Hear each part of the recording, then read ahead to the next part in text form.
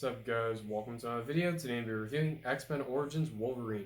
This one came out in 2009 and was directed by Gavin Hood and stars Hugh Jackman and Lee Schreiber. Now, before we start, let's subscribe to the post notification bell so you can do every video. And let's just start. Let's start talking about the good. So, Hugh Jackman, who plays Wolverine, Lee Schreiber as Sabretooth, Danny Huston as General Stryker, and Ryan Reynolds as Deadpool are great in the film. I really enjoyed all those characters and the actors who portrayed them.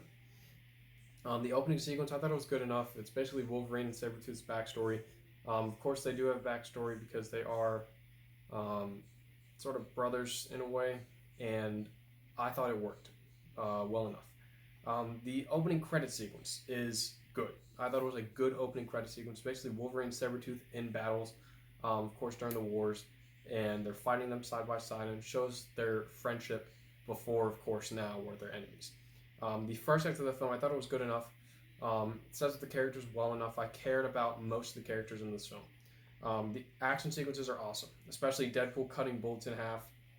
It's awesome. Ryan Reynolds, this is his first appearance as Deadpool, and I think he did a good job as his character. Sabretooth. Now, Sabretooth is scary, and he is a very, very menacing villain. What he does to different characters is very brutal and very off-putting in a way, and I thought it fit the tone of the film well. The second of the film, I thought it was okay. The second act of the film, it sort of drags a bit, but other than that, I thought it was fun. The reunion between Wolverine and John Wraith, who is a teleport mutant, I thought it was good. I enjoyed those two characters and their dynamic between each other. You can see that they actually did have a good friendship with each other. The third act of the film, I thought it was good enough.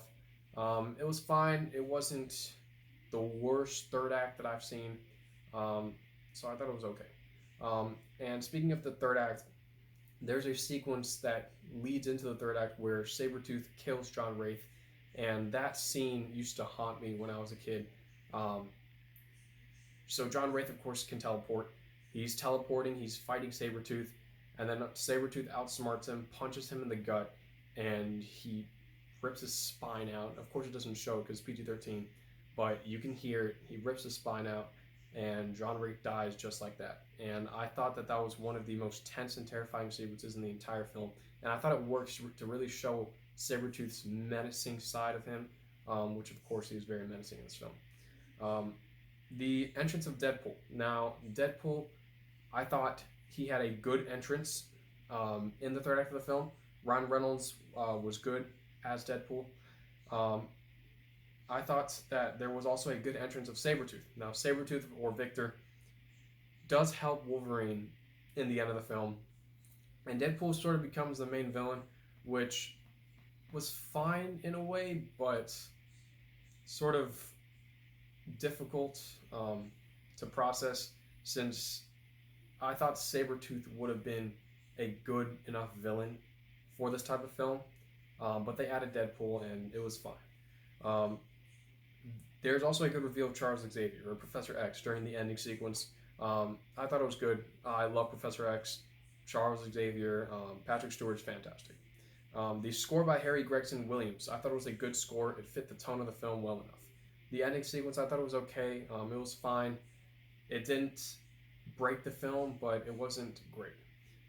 And the post-credit sequence, I thought it was good enough. It was a reveal that Deadpool is really alive, which of course, him being alive leads into Ryan Reynolds getting a solo film in 2016, and which of course that would be 7 years from this film's release date, but I thought it was a good reveal that he was alive. That's all the good I have. Now to move on to the bad. So the cinematography, which includes the shots, the cameras, the lighting, is mediocre. There are some terrible shots, and there are some good shots, but overall, there was no balance between the shots. There was either shaky cam and terrible shots in one entire sequence, and then you move on to the next sequence, and it's actually pretty decent cinematography. So I thought it was very off-putting, and there's no balance in the cinematography. There are also many boring sequences in this film. I found myself to be bored throughout a lot of the second act of the film. The characters are just wandering around, not doing anything, and I think this movie's under 2 hours, and it's still boring.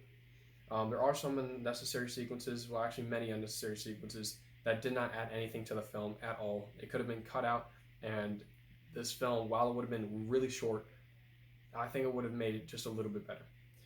The action sequences are mediocre. Some of them have a lot of cuts. That's one thing that I do not like about action sequences.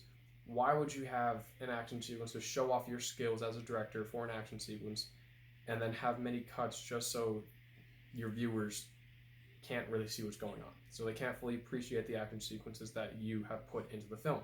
And that is one thing that I really, really did not like about this film, is the action sequences. There is a bathroom sequence where Wolverine gets his new claws. This is one of the worst sequences in the entire X-Men franchise. The CGI is very noticeable, and while I'm fine with noticeable CGI, this CGI is terrible. It is laughably bad. And Deadpool's design is horrible. I did not like his design at all. Why would you close his mouth? There's no point in closing Deadpool's mouth. You have Ryan Reynolds as Deadpool. He is one of the funniest actors, one of the funniest actors to me. And they closed his mouth basically, and they just shut him up for the entire third act of the film, which it did not make any sense at all. I did not really understand why they had to do that in this film. That's about it. X-Men Origins Wolverine is a very mediocre superhero film. I only recommend it to die-hard X-Men fans, and I'm going to give X-Men Origins Wolverine a C-. Thank you for watching. Don't forget to like, comment, subscribe, and post notification posts, and know for a video. I'm Peter. Thank you for watching.